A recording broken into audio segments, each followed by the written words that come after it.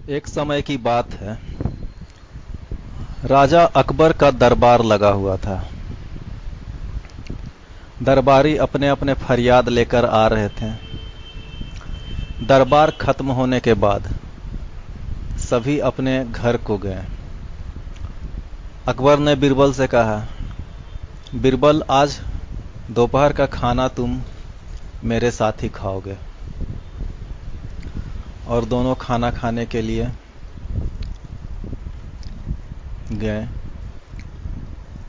राजा अकबर ने कुछ फल मंगवाया और फल को एक चाकू लेकर काटने लगे। फल काटते हुए राजा अकबर का चाकू से उंगली कट गया और खून गिरने लगा। महाराज अकबर को जोर का दर्द होने लगा। इस पर बीरबल ने कहा, महाराज, जो भी होता है अच्छे के लिए होता है। यह सुनते ही बादशाह अकबर का मूड खराब हो गया। अकबर ने कहा, बीरबल, मेरा उंगली कट गया है, मारे दर्द के मेरी जान निकल रही है और तुम बोल रहे हो कि जो होता है अच्छे के लिए होता है। कहीं तुम्हारा दिमाग तो नहीं खराब हो गया है? इस पर बीरबल ने कहा, महाराज, मैं सच कह रहा हूं, जो होता है अच्छे के लिए होता है। यह सुनते ही बादशाह अकबर पूरा गुस्से से आग बबूला हो गए। अब बोले, बीरबल, अगर तुम मेरे सलाहकार और मेरे इतने प्रिय न होते तो मैं उठाकर तुम्हें काल कोठरी में फेंक देता। तुमने आज इतनी घटिया और बेहुदा बात की है मेरे लिए। निकल जाओ यहां से। राजा अकबर ने डांटते हुए बीरबल को राज्यसभा से और अपने घर से निकल जाने का आदेश दिया और बोला, सिपाहियों, ले जाओ इसे, हटाओ मेरे नजरों के सामने से। लगता है कि बीरबल पागल हो गया है और कुछ भी बके जा रहा है। जाते जाते फिर भी बीरबल ने कहा, महाराज, मैं सच कह रहा हूं, जो होता है अच्छे के लिए ही होता है। मैं आपका बुरा नहीं चाहता हूं। महाराज अकबर ने कहा, निकल जा यहां से, बकवास आदमी। मेरा दर्द के मारे जान जा रहा है, इसका बकवास बंद ही नहीं हो रहा। और सैनिक महल से निकाल देते हैं बीरबल को।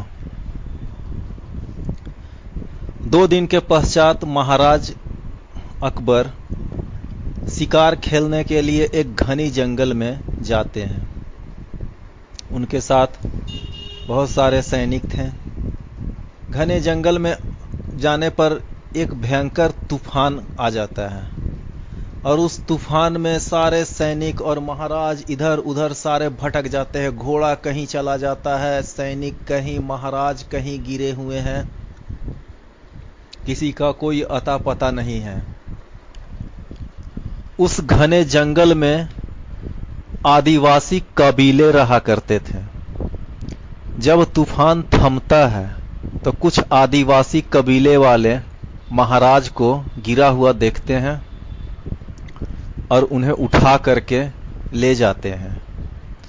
जब महाराज को होश आता है तो देखते हैं कि उन्हें एक पेड़ से बांध दिया गया है और सारे आदिवासी अपने भाषा में कोई गाना गा रहे हैं और एक किसी देवी की पूजा कर रहे हैं। आदिवासियों का जो सरदार था वो आता है और अपनी भाषा में एक अपने आदिवासी सैनिक को बोलता है कि जाओ, इस आदमी को यहां पकड़ कर ले आओ। वो सैनिक जाता है और महाराज अकबर को रस्सी खोलकर पकड़ करके वहां लाता है। आदिवासियों का सरदार दूसरे एक आदिवासी सैनिक को बोलता है, आओ और इसकी बलि दो। वो तलवार लेकर के आता है और महाराज अकबर को पकड़ करके जहां बलि देना था वहां लेकर के आता है। तब तक उसकी नजर महाराज के कटी हुई उंगली पर पड़ती है जिस पे पट्टी बंधा हुआ था। वो जाकर आदिवासी सरदार को बोलता है कि इसकी बलि नहीं दी जा सकती। तो सरदार ने बोला क्यों? बोला इसकी उंगली कटी हुई है, कटे हुए चीज का बलि नहीं दिया जा सकता, देवी स्वीकार नहीं करेगी। सरदार आकर देखता है कि सचमुच उसका उंगली कटा हुआ है।